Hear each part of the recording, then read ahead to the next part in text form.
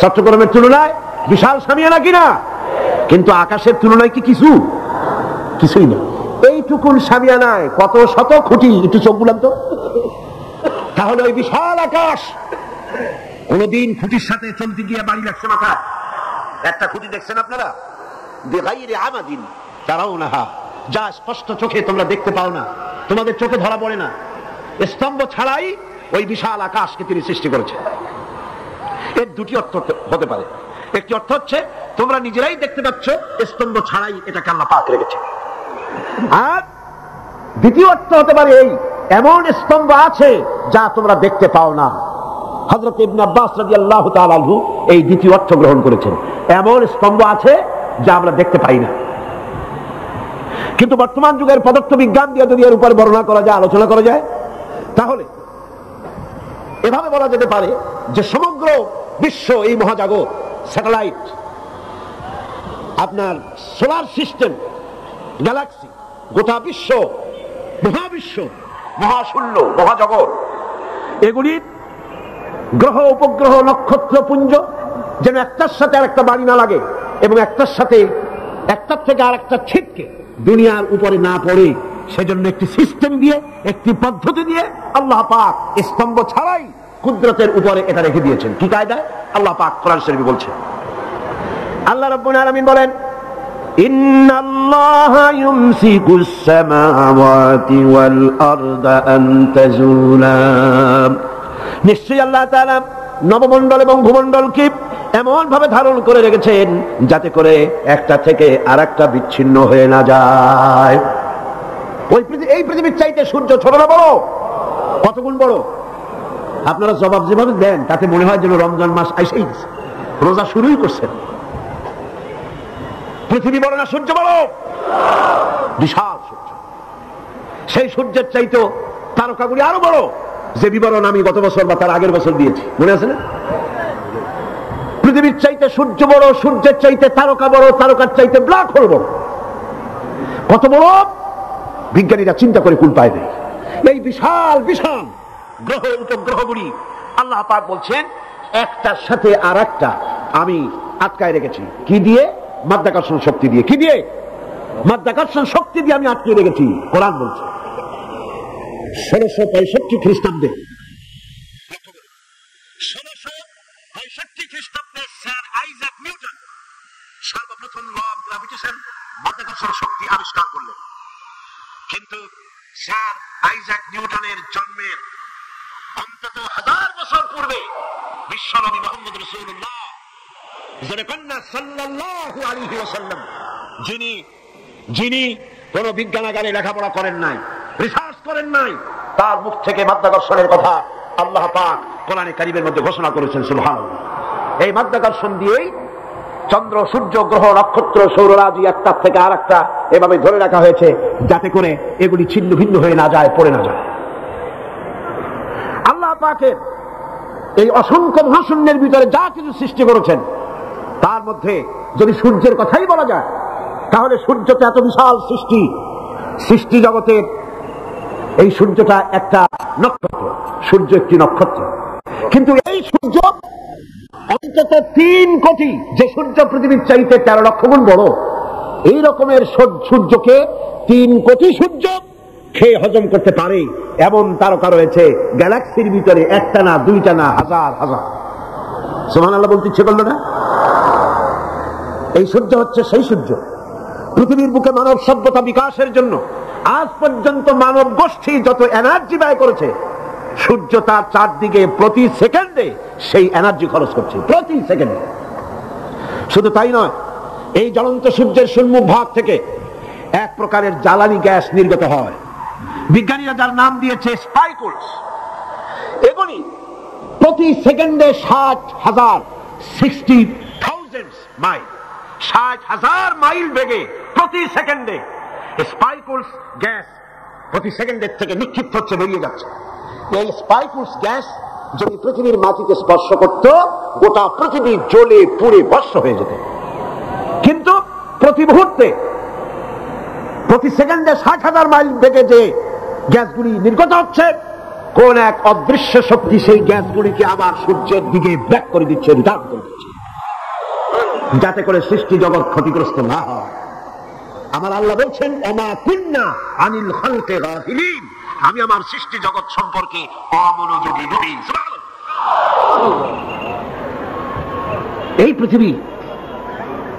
এই পৃথিবীতে চন্দ্র এবং সূর্য একটা পরিমাপ অনুযায়ী আল্লাহ পাক রেখেছেন। বিজ্ঞানীরা বলেছেন, সূর্য যেখানে দাঁড়ায় আছে এর থেকে কয়েক ডিগ্রি যদি উপরে উঠে যায়, গোটা পৃথিবী ফ্রিজ হয়ে যাবে, গোটা পৃথিবীর মানুষগুলি বরফে পরিণত হয়ে যাবে, সমস্ত প্রাণী জগৎ বরফ হয়ে যাবে। সূর্য যেখানে দাঁড়িয়ে আছে তার থেকে যদি কয়েক ডিগ্রি নিচে নেমে আসে, গোটা পৃথিবী জ্বলে পুড়ে বশীভূত হয়ে যাবে। চাঁদ যেখানে দাঁড়িয়ে আছে তার থেকে যদি কিছু উপরে উঠে যায়, গোটা পৃথিবী মরুভূমি হয়ে যাবে। যেখানে দাঁড়িয়ে আছে তার থেকে যদি কিছু নিচে নেমে আসে, গোটা সমুদ্রের পানি স্ফীত হয়ে গোটা বিশ্ব পানির তলায় তলায় যাবে। কে রেখেছেন এই একটি পরিমাপ অনুযায়ী? কে রেখেছেন? হাযা খালকুল্লাহ, এটাই হচ্ছে আল্লাহ পাকের সৃষ্টি। এই সৃষ্টিটা কার? সুতরাং সে আল্লাহ রাব্বুল আলামিন সূর্যের আলট্রা ভায়োলেট রে, এর অতি বেগুনি রশ্মি, যাতে করে পৃথিবীর মাটি স্পর্শ করতে না পারে সেজন্য ওজোন স্তর, ওজোন লেয়ার দিয়েছে। ওজোন লেয়ার, এই লেয়ার আছে বলেই আলট্রা ভায়োলেট রে পৃথিবীর মাটিতে আসে না। এটা আল্লাহ পাক যেটা পৃথিবীর সৃষ্টি জগৎকে রক্ষার জন্য এই ব্যবস্থা করেছেন, কিন্তু সেই ওজোন স্তরে ফাটল ধরেছে। কারণ হচ্ছে আমরা এনভায়রনমেন্ট নষ্ট করেছি, পরিবেশ দূষিত করেছি। পরিবেশ নষ্ট করেছে কারা? কারা করেছে? এই মানুষেরা, এই আপনারাই কেটেছেন। আল্লাহ পাক বলছেন, আমি পাহাড় দিয়েছি যাতে করে পৃথিবী তোমাদেরকে নিয়ে হেলাদোলা করতে না পারে। পাহাড় গুলোকে গেড়ে দিয়েছে।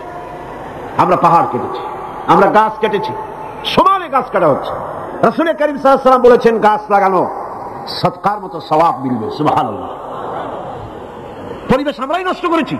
ওমা আসাবাকুম মিন মুসিবাতিন ফাবিমা কাসাবাত আইদিকুম, আল্লাহ পাক বলেন, তোমাদের উপরে যত বিপদ আসে সমস্ত বিপদগুলি তোমাদের দুহাতের কামাই করা, তোমরা যা কামাই করো সেটাই তোমাদের কাছে ফিরে আসে। আল্লাহর নবী বলেছেন, গাছ কাটা তো দূরের কথা, গাছের পাতাও ছিল না।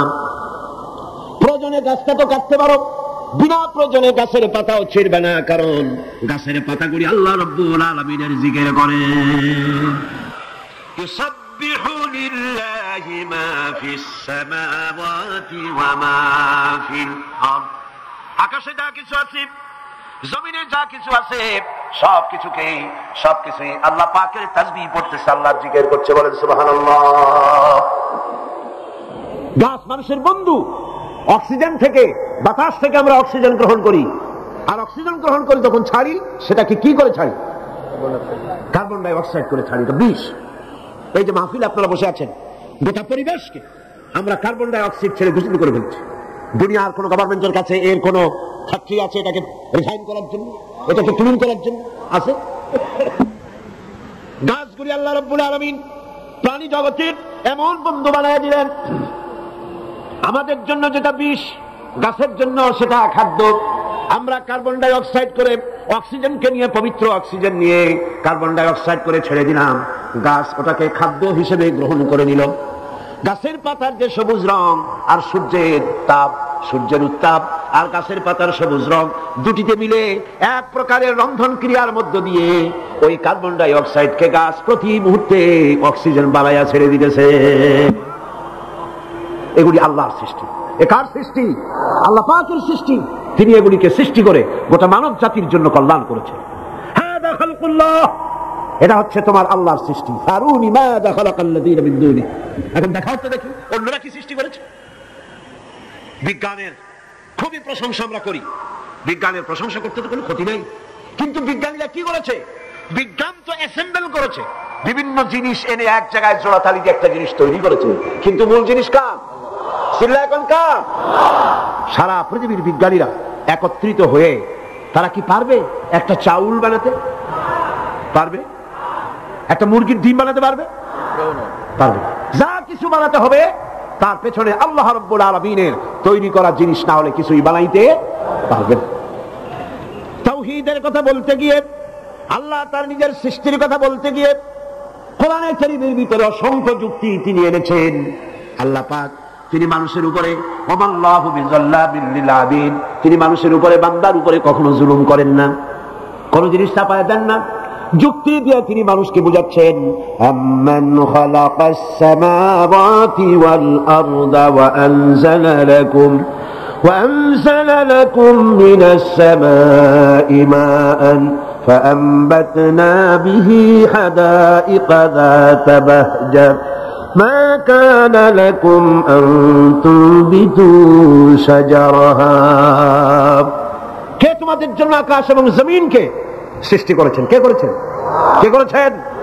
কে তিনি যিনি আকাশ থেকে বৃষ্টি বর্ষণ করেছেন এবং জমিন থেকে গুল্ম লতা পাতা বৃক্ষরাজি কে সৃষ্টি করেছেন?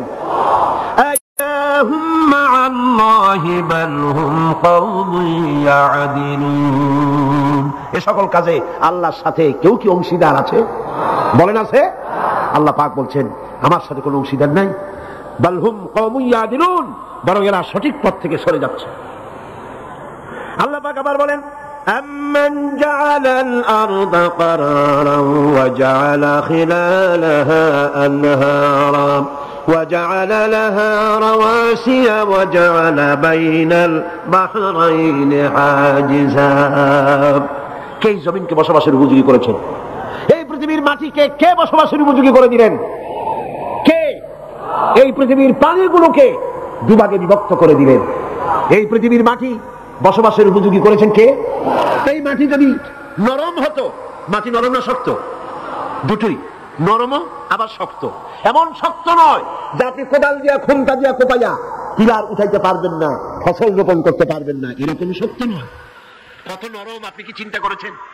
একটা লাউয়ের বিচি, একটা সিমের বিচি, বিচি করেন আপনারা কি করেন? দানা, দানা বিচি সিড যেটাই বল, একটা বিচি মাটির ভিতরে রোপণ করে দিলেন।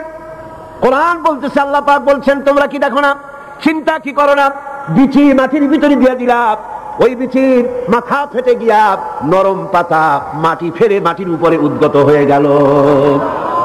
আনতুম আনশাতুম শাজারাতাহা আম নাহনুল মুনশিউন। কে উদ্গত করলো মাটি থেকে? কে করেছে? আল্লাহর নাম নিতে শরম করেনি এরা? চিল্লায় কোন আল্লাহ, আরো জোরে কোন আল্লাহ। সুবহানাল্লাহ। মাটি এমন নরম যে সে ওই ছোট্ট দুটি পাতা মাটি ফেলে উপরে বেরিয়ে চলে আসতে পারে। আবার 135 তালা 40 তালা বিল্ডিং বানাচ্ছেন, মাটি ধসে বিল্ডিং মাটির ভিতরে চলে যাচ্ছে না। এই মাটিকে বসবাসের উপযোগী করে মুতাদিল মুতাওয়াসসিত এ ধরনের ভারসাম্যপূর্ণ মাটিকে কে বানালো? কে বানালো? আল্লাহ পাক বলছেন আমি বানাইছি। আমি কি পানির ভিতরে ভাগ করে দিয়েছি, একদিকে নোনা পানি আর একদিকে মিষ্টি পানি। তাও কি চোখে দেখো না? চোখে দেখে না কারা? নাস্তিক আর মুরতাদ। ওদের চোখে ধরা পড়ে না, ইমানদারদের চোখে ধরা পড়ে। গিনেস বুক যেটা পৃথিবীর সবকিছু উল্লেখযোগ্য রেকর্ড করা হয়েছে বইতে, সে বইতে লেখা হয়েছে প্যাসিফিক ওশেন, প্রশান্ত মহাসাগরের ভেতরে একটি নদী আবিষ্কার হয়েছে, যে নদীটি 250 মাইল চওড়া, 4000 মাইল লম্বা। 4000 মাইল লম্বা, 250 মাইল চওড়া প্রশান্ত মহাসাগরের ভেতরে। এটার পানি সম্পূর্ণ মিষ্টি। সুবহানাল্লাহ। চতুর্দিকের পানি নোনা, মাঝখানে বিরাট এই নদী, সমুদ্রের ভিতরে এই নদী, মাঝখানে মারাজাল বাহরাইনি ইয়ালতাকিয়ান বাইনাহুমা বারযাখুন লা ইয়াবগিয়ান। মাঝখানে কোনো পার্টিশন নাই, অথচ নোনা পানির ক্ষমতা নাই মিষ্টি পানিকে নোনা বানায়, আর মিষ্টি পানিরও ক্ষমতা নাই নোনা পানিকে মিষ্টি বানায়। মাঝখানে কোনো পার্টিশন নাই। চোখে দেখো না? আল্লাহ পাক বলছেন আইলাহুম মাআল্লাহি বাল আকসারুহুম লা ইয়ালামুন। এই যে নদীর পানিকে আল্লাহ পাক ভাগ করে দিলেন, এগুলির ব্যাপারে আল্লাহর সাথে কেউ শরীক ছিল? বরং তোমাদের মধ্যে অধিকাংশই এই কথাগুলিকে অনুধাবন করো না, বুঝতে পারো না। তিনি হচ্ছেন স্রষ্টা, তিনি মালিক, সে আল্লাহরে চেনো। আল্লাহকে যদি গোটা জাতি চিনতে পারে, এ জাতির কোনো ভয় নাই। এ জাতিকে রক্ষা করবে কে? আল্লাহ পাক বলছেন, أَمَّنْ يُجِيبُ الْمُضْطَرَّ إِذَا دَعَاهُ وَيَكْشِفُ السُّوءَ وَيَجْعَلُكُمْ خُلَفَاءَ الْأَرْضِ। আল্লাহ পাক বলেন, এমন কে আছেন যিনি ব্যাকুল এবং অস্থির দোয়া যিনি শোনেন, এমন কে যিনি তোমাদেরকে দুনিয়ার খলিফা বানায় দিয়েছেন, দুনিয়া ব্যবহার করার উপযোগী করে দিয়েছেন, ব্যবহার করার ভোগ করার সুযোগ করে দিয়েছেন। তিনি কে? তিনি হচ্ছেন আল্লাহ পাক। গভীর রাত্রে আপনি যে ক্রন্দন করেন, চিন্তা করেন, মামলায় পড়ে, মকদ্দমায় পড়ে, কষ্টে পড়ে, ঋণগ্রস্ত হয়ে, রোগগ্রস্ত হয়ে, ব্যথা নিয়ে, বেদনা নিয়ে, অস্থির মন নিয়ে আপনি যে দোয়া করেন, সেই দোয়া কে শোনে বলেন? কে শোনে? আল্লাহ রাব্বুল আলামিন বলেন, আমি শুনতে পাই, আমি সব শুনতে পাই, সামিউন বাসীর, এমন কিছু নেই যে আমি শুনি না। সমুদ্রের অতল তলদেশে শৈবালের সাথে লাগানো, প্রবালের সাথে লাগানো ছোট্ট পোকা, যা মাইক্রোস্কোপ যন্ত্র ছাড়া দেখা যায় না, আটলান্টিক মহাসাগরের অতল তলদেশে ওই পাথরের সাথে মিশে থাকা ছোট্ট পোকাটি যদি ক্ষুধার জ্বালায় চিৎকার মারে, যদি পেটের যন্ত্রণায় চিৎকার মারে, কেউ শোনে না। আল্লাহ পাক বলেন, আমি আরশের মালিক, আমি শুনতে পাই। আইলাহুম মাল্লাহি কালিলাম মা তাযাক্কারুন। এগুলি আমি শুনি, আর পৃথিবী ভোগ করার জন্য আমি তোমাদেরকে অধিকার দিয়েছি। মানুষ মঙ্গল গ্রহে যাচ্ছে, তাতে আমার কোনো ক্ষতি নেই, আপনাদের ক্ষতি আছে, যাক না মঙ্গল গ্রহে। কিন্তু একটা বিষয় ক্ষতি হয়, আমি বিজ্ঞানে আমাকে গোড়া ধর্মান্ধ ভাবার কোনো কারণ নেই। বিজ্ঞান চলে যাক মঙ্গল গ্রহে, কিন্তু তার উপকারিতা কতটুকু তা আমাদের দেখতে হবে, দেখা উচিত না? পৃথিবীর মানুষ যেখানে না খেয়ে মারা যাচ্ছে, যে টাকা খরচ করা হলো মঙ্গল গ্রহে যাওয়ার জন্য, সেই টাকা দিয়ে যদি বিদ্যুৎ তৈরি করা হতো, পৃথিবীর প্রত্যেকটি মানুষের বাড়িতে বাড়িতে বিদ্যুৎ পৌঁছে দেওয়া হতো। যে টাকা দিয়ে বোম তৈরি করা হচ্ছে মানুষ মারার জন্য, সেই টাকাগুলি যদি একত্রিত করা হতো, তাহলে পৃথিবীর প্রত্যেকটি গ্রামে গ্রামে, বাড়িতে বাড়িতে বিশুদ্ধ পানীয় পানির ব্যবস্থা করা যেত। মানুষ মারার জন্য যত অস্ত্র তৈরি হলো, তা যদি একত্রিত করা হতো, সেই টাকা দিয়ে পৃথিবীতে এত হসপিটাল করা যেত যে বিনা চিকিৎসায় খুব মারা যেত। আজ অসংখ্য টাকা খরচ করা হচ্ছে, গবেষণা ভালো, কিন্তু এই গবেষণার কি দাম? হিমালয় পর্বতের ওজন কত? চলেন আমরা গবেষণা করি, হিমালয় পর্বতের ওজন কত। চলুন আমরা পরিমাপ করি, আটলান্টিক মহাসাগরে কত হাজার লক্ষ গ্যালন পানি আছে। চলুন সাহারা মরুভূমিতে যাই, হিসাব করে দেখি কত সহস্র কোটি বালুকণা সেখানে আছে। এ ব্যাপারে কোটি কোটি সহস্র সহস্র বিলিয়ন মিলিয়ন ট্রিলিয়ন ডলার খরচ করার কোন দাম আছে? মানুষ মানুষের জন্য, মানুষ মানুষের কল্যাণের জন্য। সেই কল্যাণ যদি সাধিত না হয়, তাহলে কি হবে? আল্লাহ পাক বলছেন, এই পৃথিবী তোমাদের জন্য ভোগ দখলের জন্য দিয়েছি। পৃথিবী নিয়ে বেশি ভাবো, এখানে নিয়ামত আছে, সাথে বাস করতে পারবা না, সাথে যাইতে পারো, সাথে তো মানুষ গেছেও, যাইতে ক্ষতি নাই, আমি কিন্তু মানা করি না, আর আমার মানা শরীর কে সাথে যাক না, ক্ষতি কি? আমার বক্তব্য মনে হয় বুঝতে আপনাদের কষ্ট হয়নি, বুঝতে কষ্ট হয়েছে? আমার বক্তব্য হচ্ছে যে রিসার্চে, যে গবেষণায় মানবতার কল্যাণ হয়, পৃথিবীর কল্যাণ হয়, টাকা সেখানে লাগুক।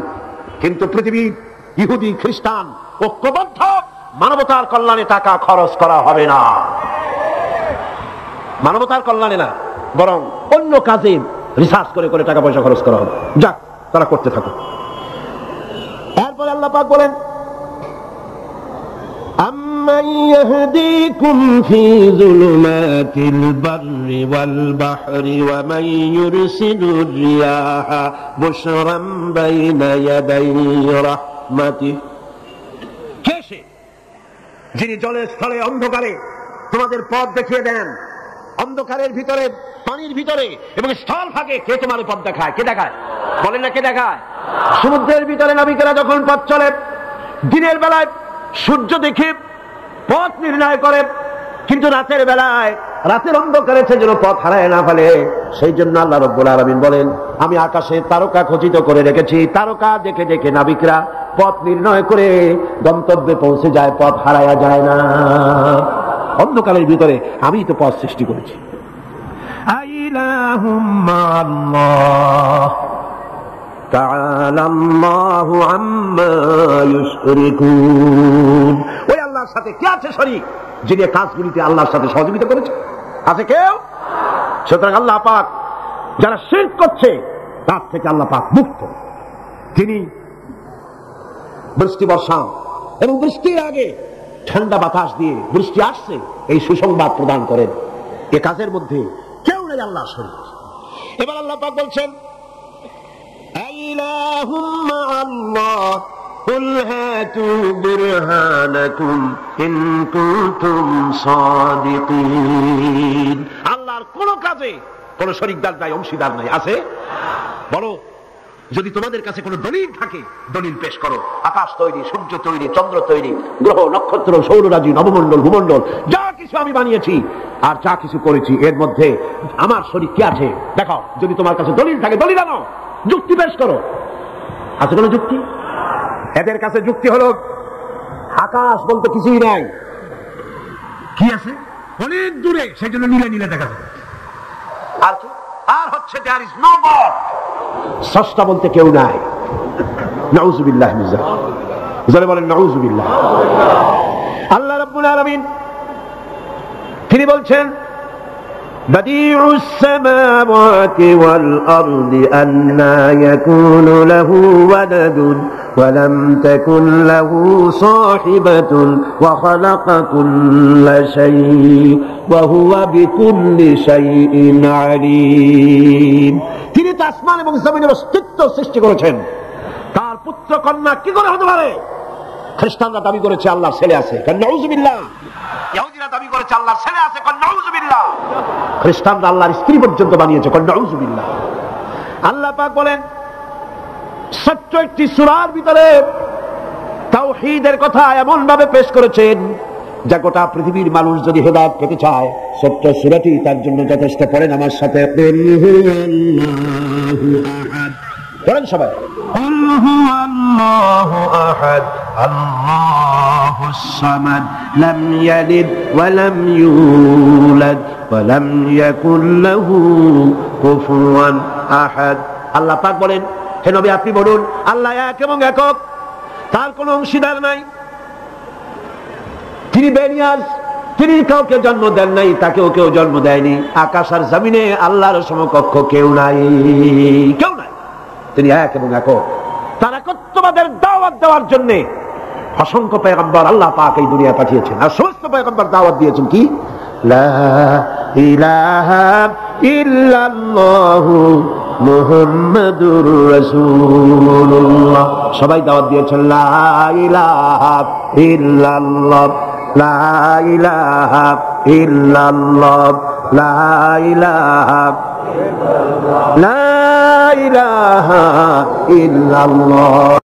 নাই কোন আইনদাতা নাই, কোন বিধানদাতা নাই, কোন শাসনকর্তা নাই, আল্লাহ ছাড়া কেউ নাই। বলে সুবহানাল্লাহ। আল্লাহ এক এবং একক, তিনি সব সৃষ্টি করেছেন। আল্লাহ পাক বলছেন, আল্লাহুল্লাযী খালাকাস সামাওয়াতি ওয়াল আরদা ওয়া আনজালা মিনাস সামাই মাআন ফাআখরাজা বিহি মিনাস সামারাতি রিজকান লাকুম। আল্লাহ হচ্ছেন তিনি যিনি আকাশ সৃষ্টি করেছেন, জমিন সৃষ্টি করেছেন, আর আকাশ থেকে পানি বর্ষণ করে তোমাদের খাদ্য উৎপাদন করে দিয়েছেন। এই পানি হচ্ছে মানুষের জন্য জীবন। পানির এক নাম কি? যারা বলেন পানির এক নাম কি? জীবন। এই পানি এক নাম জীবন। কিন্তু কর্ণফুলী পানি যদি চট্টগ্রামে 10 ফুট উঁচা হয়ে আসে, পানির নাম হবে কি? নাম হবে মরণ। এই পানিকে কন্ট্রোল করেন আল্লাহ রাব্বুল আলামিন। আল্লাহ যদি ইচ্ছে করেন বেশি করে পানি দিয়া পুরা এলাকা ডুবাই দিতে পারেন, আবার ইচ্ছে করলে পানির ভিতরে মানুষ বাঁচাই দিতে পারেন, আগুনের মধ্যে মানুষ বাঁচাইতে পারেন। সমস্ত ক্ষমতা হচ্ছে, কর্তৃত্ব কেবলমাত্র আল্লাহ পাকের। কর্তৃত্ব কার? কর্তৃত্ব কার? আল্লাহ পাকের কর্তৃত্ব। হযরত নূহ আলাইহিস সালামের জামানায় 40 দিনের বন্যা।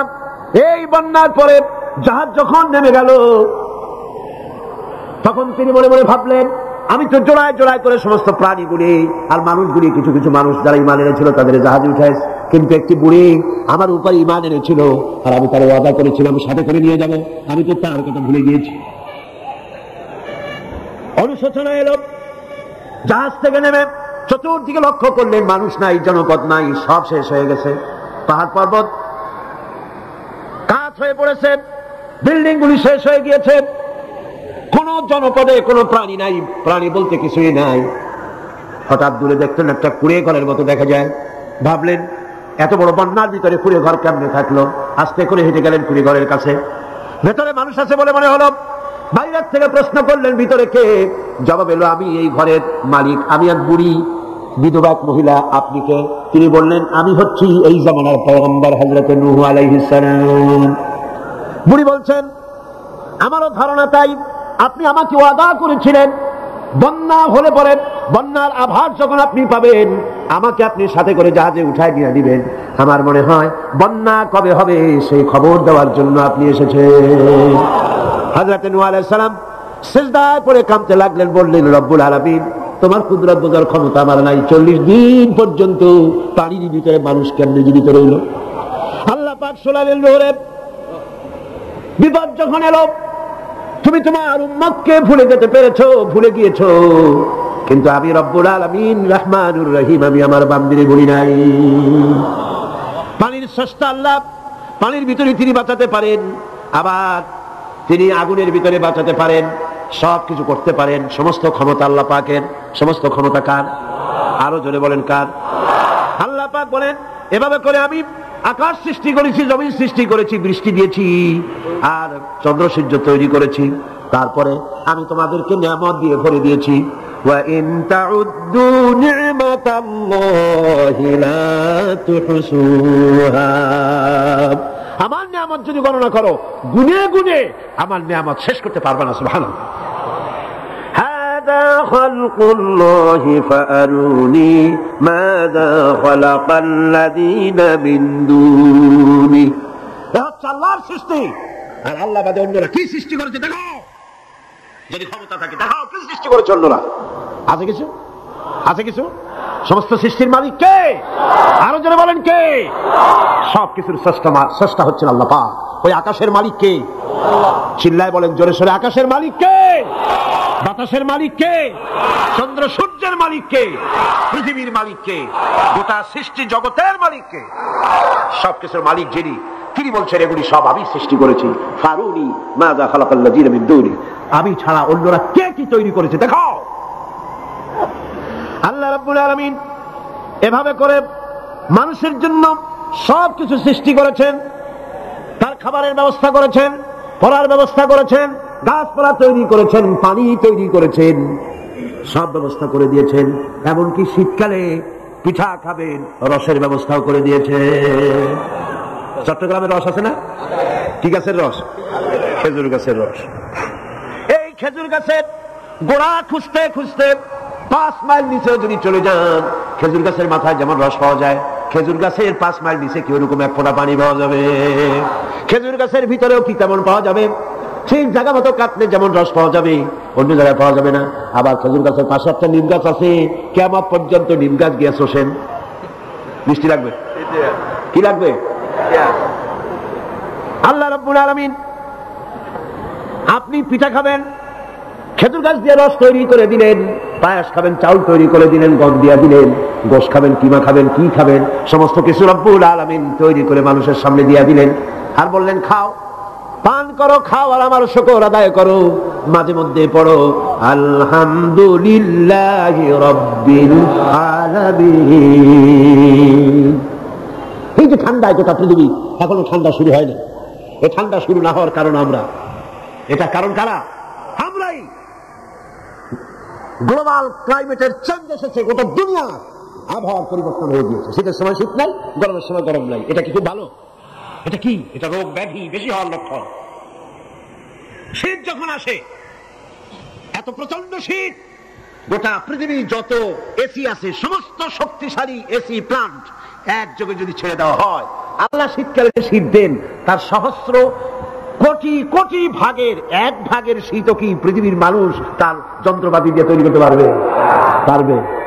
সূর্য দিয়ে প্রতি মুহূর্তে আল্লাহ পাক যে তাপ দেন, গোটা বিশ্বের সমস্ত আগুন একসঙ্গে যদি জ্বালানো হয়, সেই তাপ কি তৈরি করা সম্ভব হবে? হবে না। আল্লাহ রাব্বুল আলামিন মানুষের কল্যাণের জন্য মানুষের যা কিছু প্রয়োজন সবকিছু একটা একটা করে এভাবে তৈরি করে মানুষের সামনে সবকিছু দিয়ে দিয়েছেন এবং প্রয়োজন মিটিয়ে দিয়েছেন। যা প্রয়োজন তা তিনি মিটিয়ে দিয়েছেন। আমাদের দেশে, আমার দেশের বাঘ, আমার দেশের হরিণ, আমার দেশের কুকুর, তাদের গায়ে তারা যে ধরনের ইউরোপ আমেরিকার শীত প্রধান দেশের পশুগুলি রকমের না। তার মানে হলো আমার দেশ শীত প্রধান নয়, ছোট্ট ছোট্ট পশম হলে চলে, কিন্তু শীত প্রধান দেশের কুকুরগুলি, বাঘ এবং সিংহ যেগুলি জঙ্গলে থাকে, তাদের গায়ে এমন লম্বা লম্বা পশম দিয়ে আল্লাহ চামড়া বানায় দিয়েছেন, যা দিয়ে তার সম্পূর্ণ শরীরটা ঢেকে যেতেছে। স্থায়ী কম্বলের ব্যবস্থা রব্বুল আলামিন করে দিয়েছেন। কে দিয়েছেন? আল্লাহ পাক দিয়েছেন। এবং সেই চামড়া দিয়ে, সে চামড়া যেন আপনি ব্যবহার করতে পারেন, সেজন্য আল্লাহ পাক আপনার জন্য সুন্দর করে সেই চামড়া দিয়ে কাপড় চোপড় তৈরি করার, জামা ব্যবহার করার সব ব্যবস্থা আল্লাহ করে দিয়েছেন। কম্বল তৈরি করার ব্যবস্থা করে দিয়েছে। আল্লাহ পাক যা খুশি তাই করতে পারেন। কোরআন বলতেছে ফাআলুন লিমা ইউরিদ, যা খুশি তাই তিনি করেন। লা ইউসআলু আম্মা ইয়াফআলু ওয়া হুম ইউসআলুন, তিনি যা করেন সেজন্য কারো কাছে তাকে কৈফিয়ত দিতে হয় না, বরং গোটা বিশ্ব আল্লাহর কাছে কৈফিয়ত দিতে বাধ্য। সমস্ত বিশ্ব কৈফিয়ত দিতে কার কাছে বাধ্য? আল্লাহ পাকের কাছে কৈফিয়ত দিতে বাধ্য। প্রচন্ড শক্তির মালিক। মানুষেরা বোঝে না, ক্ষমতা যখন আসে তখন চতুর্দিকে দেখে ক্ষমতার ক্ষমতা, কি যে করবে দিশা করতে পারে না। সারা জীবন ক্ষমতায় টিকে থাকার জন্য সর্বাত্মক প্রচেষ্টা চালায়, দেশ যখন পাইছি আর ছাড়বো না, ঠিক কিনা? এই চেষ্টা চালায়। কিন্তু আল্লাহ পাকের মূল ক্ষমতা তো আল্লাহর হাতে। আল্লাহ পাক ক্ষমতা দিয়ে বলেন লিনানজুরাকুম কাইফা তা'মালুন, ক্ষমতা দিয়ে তাকায় থাকি তোমার আমলটা কি হয় তা দেখার জন্য, তুমি করোটা কি সেইটা দেখার জন্য আমি দেখি। লিনানজুরাকুম কাইফা তা'মালুন। মানুষ ক্ষমতা হাতে পায়, অত্যাচার স্টিম রোলার চালায়, আল্লাহ দেখতে থাকেন। আর আল্লাহ যখন অ্যাকশন নেন, সেই অ্যাকশন থেকে তাকে কেউ বাঁচাইতে পারে না। প্রচন্ড ক্ষমতার মালিক। রাতকে দিন বানাতে পারেন, দিনকে রাত বানাতে পারেন, আমিরকে ফকির বানাতে পারেন, ফকিরকে আমির বানায় দিতে পারেন, রাস্তার লোক ধরে নিয়ে প্রেসিডেন্ট বানায় দিতে পারেন, আবার নারাজ হলে পরে জুতার মালা দিয়া জেলখানায় ঢুকাইয়া দিতে পারেন। ক্ষমতায় থাকাকালীন ফুলের মালা এত বেশি পায়, ফুলের মালায় গলা ভরে যায়। গাবতলীর কোরবানির হাতেও এত মালা পায় না। এত মালা গলায় দিয়া আনন্দে ফুর্তিতে মারতে থাকে। আমার বন্ধুগণ মনে রাখেন, ফুলের মালায় আত্মহারা হয়েও না যারা ক্ষমতায় থাকো। এই ফুলের মালা আর ফাঁসির রশি একেবারেই পাশাপাশি। ফুলের মালা থেকে ফুলগুলি ঝরে পড়লেই ওই রশিটাই ফাঁসি হওয়ার জন্য যথেষ্ট, ঠিক কিনা? মানুষ বোঝে না। আল্লাহ বলেন আমি তাকায় থাকি, দেখি কি করো, তোমার আমলটা কেমন হয়। ক্ষমতার মালিক আল্লাহ, দেওয়ার মালিক আল্লাহ। আর যখন নারাজ হয়ে যান, এক থাপ্পড় মেরে ক্ষমতা ছিনায় নিয়ে যান। পারেন কিনা? পারেন কিনা? ইতিহাস সাক্ষী। কিন্তু ইতিহাসের সবচেয়ে বড় শিক্ষা যে মানুষেরা ইতিহাস থেকে শিক্ষা গ্রহণ করে না। জগৎ জি লাগানে কে লিয়ে ये दुनिया नहीं है, जगह जी लगाने के लिए ये दुनिया नहीं है, ये इबरत की जा है तमाशा नहीं है। পৃথিবী খেল তামাশা করার জায়গা না। ইতিহাস থেকে শিক্ষা নাও, পূর্বপুরুষদের দিকে তাকাও। আল্লাহর দ্বীনের কর্মীদের উপরে আঘাত লাগাবার কারণে বংশ শুদ্ধ আল্লাহ শেষ করে দিয়েছে। দেন নাই, সে আল্লাহ আছে না নাই? চিল্লায় কোন আছে না নাই? সে আল্লাহ পাক আছে। সে আল্লাহকে ভয় করে। ইত্তাকিল্লাহ, সে আল্লাহকে ভয় করে। আল্লাহ পাক ইচ্ছে করলে ক্ষমতা দিতে পারে, ইচ্ছে করলে ক্ষমতা ছিনাইও নিতে।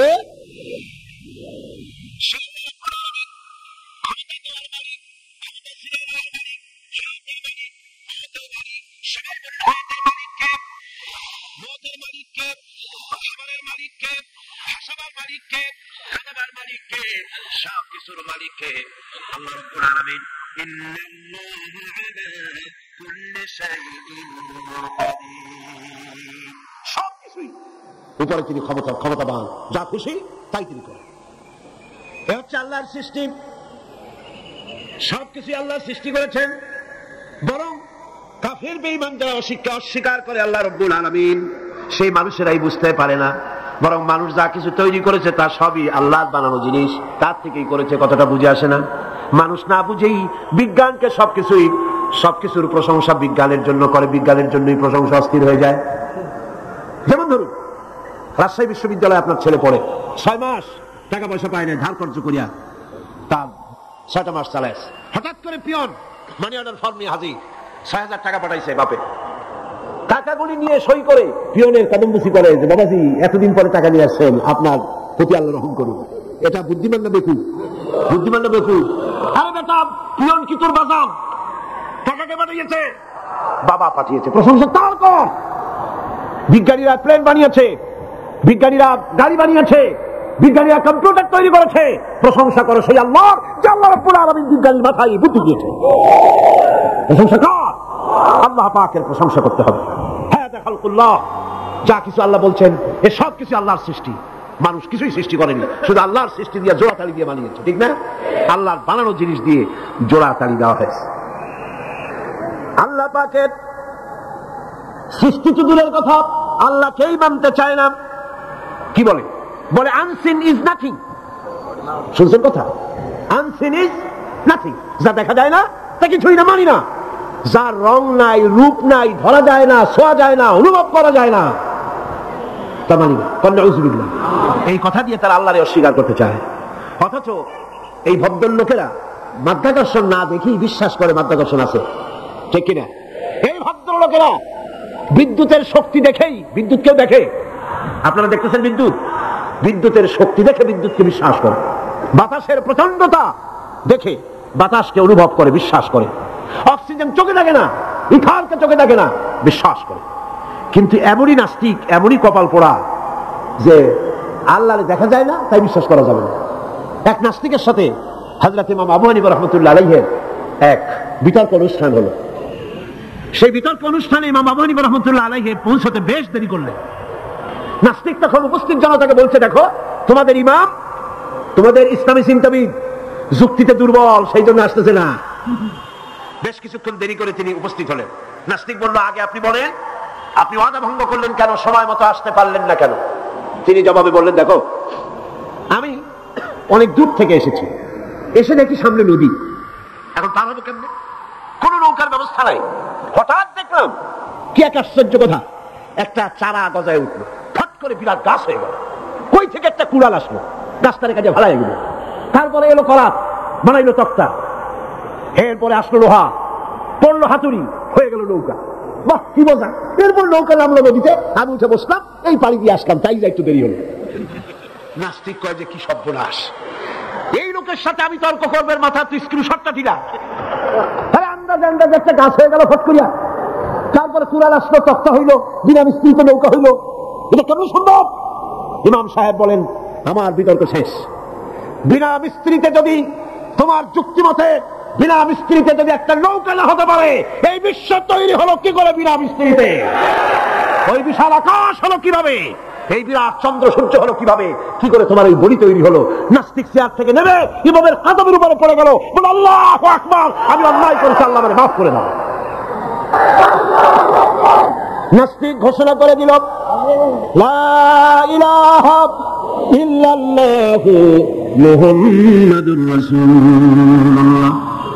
জোরে বলেন, লা ইলাহা ইল্লাল্লাহু মুহাম্মাদুর রাসূলুল্লাহ, লা ইলাহা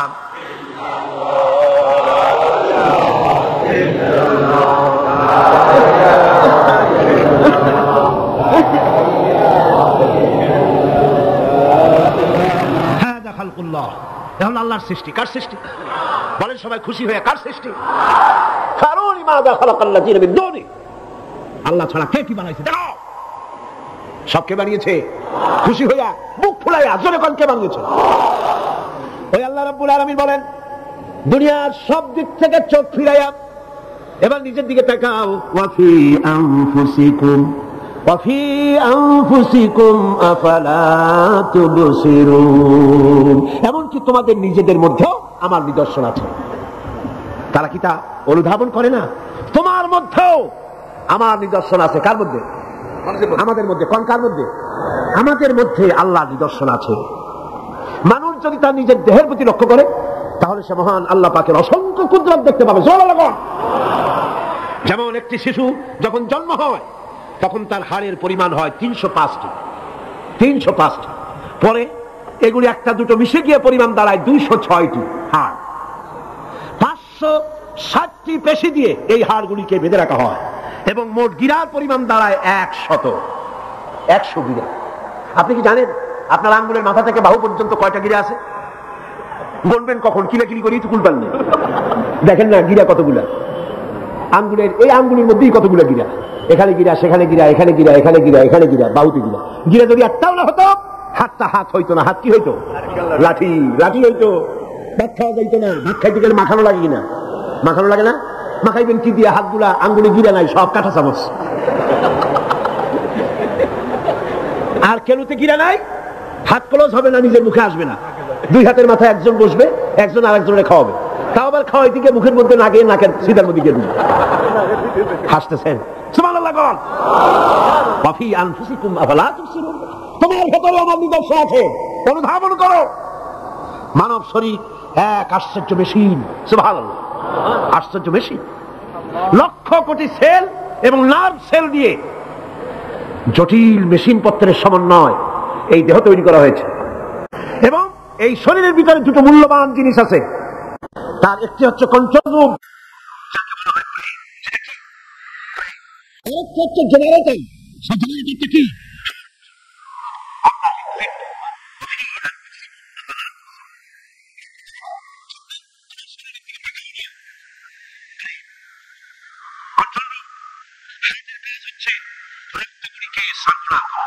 রক্তগুলিকে পৌঁছে দেওয়া সর্বত্র। যা খাচ্ছেন সমস্ত খাদ্যগুলিকে রক্ত তৈরি হচ্ছে, হার্টের কাজ হলো এটাকে এইভাবে করে করে পৌঁছে দেওয়া। আর এই রক্তগুলি যদি না পৌঁছায়, শরীরের যে অংশে রক্ত পৌঁছাবে না সে অংশ কি হবে? প্যারালাইজড হবে, অবশ হবে। মাশাআল্লাহ, আপনারা সব ডাক্তার বুঝতে পারতেছেন, কথা বুঝে ফেলতেছেন। আলহামদুলিল্লাহ। রক্ত পৌঁছাবে না, প্যারালাইজড হয়ে যাবে। এই জন্য আল্লাহ কি করেছেন? পায়ের বুড়ো আঙ্গুল থেকে শুরু করে মস্তিষ্কের মাথা পর্যন্ত অসংখ্য নার্ভ, শিরা উপশিরা দিয়ে ভরে দিয়েছেন। কত শিরা, কত উপশিরা! চিকিৎসা বিজ্ঞানীরা বলেছেন মানুষের দেহের ভিতরে যত শিরা এবং উপশিরা আছে সবগুলি যদি বের করে একটার সাথে আর একটা গিরা দেওয়া হয় তাহলে তা এত লম্বা হবে যা দিয়া গোটা পৃথিবী 3 বার ঘোরা যাবে। এই শিরা উপশিরা গুলি যদি ছিঁড়ে ছিঁড়ে শরীর থেকে বের করে করে পাশাপাশি যদি সাজানো হয় তাহলে 3 একর জমিন লাগবে সাজায়া রাখতে। এত শিরা উপশিরা দিয়ে এই পৃথিবী, এই শরীরটাকে আল্লাহ পাক সাজিয়ে দিয়েছেন, গুছিয়ে দিয়েছেন। অসংখ্য শিরা উপশিরা। হার্টের কাজ হলো রক্ত আসতেছে পাঞ্চ করে করে, এভাবে করে করে রক্ত পৌঁছায় দিচ্ছে হার্ট থেকে, তার মাথা থেকে শুরু করে পা পর্যন্ত। হার্ট প্রতি মিনিটে 10 পাউন্ড রক্ত সঞ্চালন করছে। ব্যায়ামের সময় এর পরিমাণ গিয়ে দাঁড়ায় 30 পাউন্ডে। এবং এক সময় যদি আপনি আহত হন, অনেকগুলি রক্ত যদি বেরিয়ে যায়, অন্তত 2.5 পাউন্ডের মতো রক্ত আপনার শরীরের মধ্যে সব সময় রিজার্ভ থাকে। কে রাখে? কে রাখে? কে রাখে? এবার আপনার হার্ট যদি দুর্বল হয়, হার্ট অ্যাটাক হয় না? সেটা যদি নাও হইতে পারে, নাকি হয়? হার্ট যদি অ্যাটাক হয়, হার্ট অ্যাটাক হয় কেন? হার্টের যেই জিনিস ভেতর দিয়ে রক্তগুলি প্রবাহিত হয়, আর্টারি যেগুলি, এই আর্টারিগুলি যদি অতিরিক্ত চর্বির কারণে, অনেকে তো খায় জন্মের খাওয়া, ডাইনি বাই তাকায় না, সুবহানাল্লাহ, 4 আঙ্গুল কপাল বাদ দিয়ে সব পেট, খাওয়ার সময় বিসমিল্লাহ কয় না, শেষও আলহামদুলিল্লাহ কয় না, খায় আর কয় যা মজা হইছে, কোনো কথা আমার খাও। পাইকারি দরে খেলে পরে চর্বি হবে। এই চর্বিগুলো গিয়ে হার্টের যে আর্টারিগুলি আছে, রড আছে, এই রডগুলির ভিতরে চর্বি জমে যায়। চর্বি জমার কারণে রক্ত পাস করতে পারে না, হার্ট অ্যাটাক করে। হার্ট অ্যাটাক করলে পরে যদি বেঁচে যায় তাহলে বাইপাস অপারেশন করতে হয়। বাইপাস অপারেশন করতে যখন যায় তখন তার জন্য রড দরকার। ওই যেটা ব্লক হয়েছে ওটা ফেলে দিতে হবে, নতুন আরেকটা রগ লাগবে। এবার আপনি দেখেন আমার আল্লাহর কুদরতের দিকে তাকান, আপনার হার্ট অ্যাটাক করতে পারে, নতুন করে একটা রগের দরকার হতে পারে। এই রগ গরুর রগ দিয়ে হবে না, এই রগটা ছাগলের রগ দিয়া হবে না। কোথায় পাবেন? রগ কে দেবে আপনার রগ? আল্লাহ পাক আপনার পায়ের ভেতরে রানের মধ্যে দিয়া স্পায়ার রগ সেখানে রেখে দিয়েছেন। হার্ট অপারেশন যখন করা হয় ডাক্তারেরা ব্লক করা হার্ট, ওই রগটাকে ফেলে দিয়া উরুর ভিতর থেকে রগ বের করে কলিজার মধ্যে লাগাইয়া দেয়। সুবহানাল্লাহ। দুটি মাত্র কিডনি হলে, একটি মাত্র কিডনি হলে শরীরটা আপনার বেঁচে যায়। আল্লাহ রাব্বুল আলামিন শরীরের ভিতরে দুইটা কিডনি দিয়েছে। কিডনির নাম কি? কিডনির নাম কি? কিডনি অচল হলে আপনি অচল হয়ে যাবেন, শরীর ফুলে যাবে, আপনি মরে যাবেন তাড়াতাড়ি করে, রক্ত শূন্যতা দেখা দেবে। কিডনিকে বাঁচায় রাখা প্রত্যেকের জন্য জরুরি। আর কিডনি বাঁচাবার জন্য পানি খাবেন বেশি করে। কি খাবেন? কি খাবেন? পানি। সুবহানাল্লাহ, সুবহানাল্লাহ। এই পানি খান নিয়ামত, পানির অপচয় করবেন না। আমার নবী বলেছেন, প্রবাহমান নদীর ঘাটে বসেও এক ফোঁটা পানির অপচয় করো না। প্রবাহমান নদীর ঘাটে বসেও পানির অপচয় করো না। সুবহানাল্লাহ। পানি নিয়ামত, পানি খান বেশি করে, কিডনি সচল থাকবে। আলহামদুলিল্লাহ। একটা কিডনি হলে চলে, আল্লাহ পাক দুটি কিডনি দিয়েছেন, একটা বন্ধ হলে যেন আর একটা দিয়ে সে যেন চলতে পারে। সুবহানাল্লাহ। মানুষের শরীরের ভেতরে এই পরিমাণ লেমন আছে যা দিয়া একটা ঘর সাদা বানানো যায়, এই পরিমাণ ফসফরাস আছে যা দিয়া 2500 মেস বানানো যায়। তোমার শরীরের ভিতরে এমন নিদর্শন আছে। মানুষের এই আশ্চর্যজনক দেহটাকে ঢেকে রাখা হয়েছে একটি শীতাতপ নিয়ন্ত্রিত চামড়া দিয়া। সেই চামড়াটা 20 বর্গ ফিট। এই চামড়ার ভেতরে রয়েছে অসংখ্য লোমকূপ, অসংখ্য লোমকূপ দিয়ে এই চামড়াটা তৈরি করে দেওয়া হয়েছে। এবং এই চামড়া দিয়ে শীত এবং গরম অনুভব করার শক্তি দেওয়া হয়েছে। দুটি চোখ দেওয়া হয়েছে, শ্রবণের জন্য কান দেওয়া হয়েছে। কে তিনি যিনি আমরা চোখ দিয়া নেগেটিভ দেখি? চোখ দিয়া কি দেখি? চোখ দিয়া দৃশ্যের নেগেটিভটা দেখি, ওই দেখার সাথে সাথে ব্রেনের ভিতরে গিয়া কোন শক্তি পজিটিভ বানায়া আমারে দেখায়। তার নাম কি? আমার কানের ভিতরে অসংখ্য শব্দ চতুর্দিক থেকে আসে, শব্দগুলিকে বিন্যস্ত করে একটা একটা করে শুনবার জন্য আমার কানের ভিতরে কে ব্যবস্থা করে দিয়েছেন? তার নাম কি? একটা মাত্র জিহ্বা, একটি মাত্র জিহ্বা মুখের মধ্যে আল্লাহ দান করেছেন। এই জিহ্বার ভিতরে কত স্বাদ আল্লাহ রাব্বুল আলামিন দান করে দিলেন। এই জিহ্বায় রসগোল্লার স্বাদ একরকম, জিলাপির স্বাদ আর এক রকম, চানাচুরের স্বাদ একরকম, পুঁটি মাছের স্বাদ একরকম, লটকা ফিশের স্বাদ আর একরকম, ঠিক কিনা? শুটকি মাছের স্বাদ আর এক রকম, কাবাবের স্বাদ আর এক রকম, আপেলের স্বাদ একরকম, বরের স্বাদ একরকম। হাজারো স্বাদ নেওয়ার তৌফিক দিলেন আল্লাহ। সে খাবার সময় বিসমিল্লাহ বলে না, পরে আলহামদুলিল্লাহ কয় না। এত নিয়ামত দিয়ে আল্লাহ পাক এই সজীব শরীরকে সাজিয়েছেন, শরীরটাকে সুন্দর করেছেন, সুগঠিত করেছেন। আল্লাহ পাক বলেন, তোমার শরীরের ভিতরে রয়েছে আমার দৃষ্টান্ত, এগুলি দেখো। তোমার ব্রেইন, মানুষের মাথায় যে মাথার ভিতরে যে ব্রেইন দেওয়া হয়েছে, এর ভিতরে রয়েছে অসংখ্য সেল, যার মধ্যে বুদ্ধি, প্রজ্ঞা, সুখ, দুঃখ, মেমোরি। এই পৃথিবীতে মানুষের মাথায় যে ব্রেন দেওয়া হয়েছে, এটা সর্বোচ্চ ওজন হচ্ছে 3 পাউন্ড। 3 পাউন্ড ওজনের এই বস্তুটিকে রাখা হয় মাথার খুঁড়ির মধ্যে, মাথার মাঝখানে। এই ব্রেন দেহের কোটি কোটি সেনা প্রহরীকে পাহারার কাজে লাগায়। এই ব্রেন বুদ্ধি করে, বুদ্ধি দিয়ে লাগায়।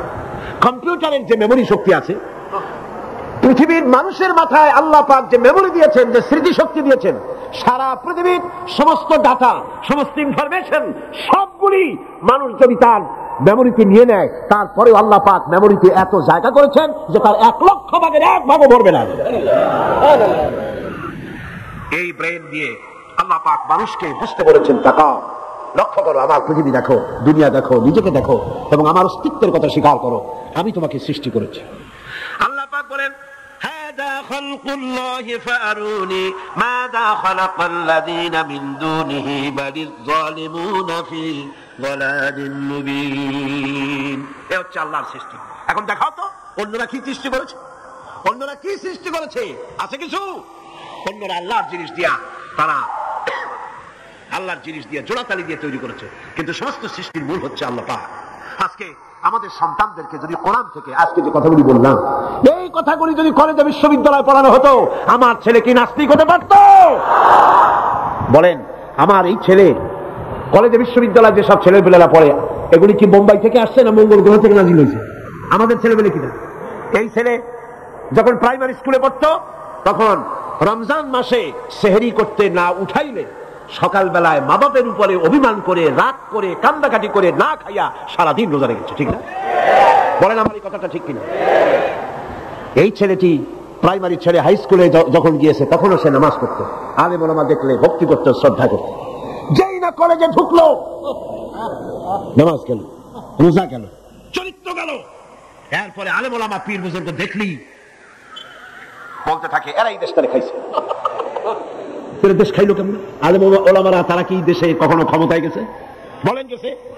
আলেম ওলামা তো জীবনে ক্ষমতাই যায় নাই, তারা দেশ খাইলো কি করে? যারা ক্ষমতা থাকে ওরা খায় না, যারা ক্ষমতায় যায় না ওরা খায় গম্ভীর খাওয়া। আশ্চর্য কথা, তারাই দেশটারে খাইছে।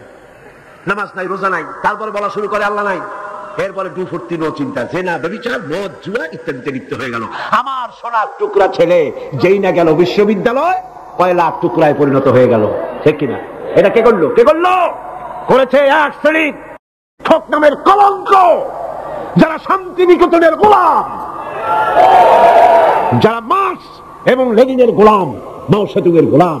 এই গোলামেরা দুনিয়ার মানুষকে, আমার সন্তানগুলিকে ধ্বংস করে দিল। আজ যদি আমি আলোচনার শুরুতেই বলেছিলাম, যদি কোরআন এবং সুন্নাহ যদি পড়ানো হতো কলেজ বিশ্ববিদ্যালয়ে, তাহলে আমার এই সন্তানগুলি চোর হতো না, ডাকাত হতো না, জেনাকার হতো না, বদমাশ হতো না, খাঁটি মুসলমান হয়ে বেরিয়ে আসতো, যা দেখলে আমাদের চক্ষু ঠান্ডা হয়ে যেত। যেরকম সুবহানাল্লাহ। সেই ধরনের এই কোরআন ভিত্তিক শিক্ষা ব্যবস্থা বাংলাদেশে চালু হোক, তা কি আপনারা চান? যারা বলেন চান, যারা চান দু হাত উঁচু করে দেখান।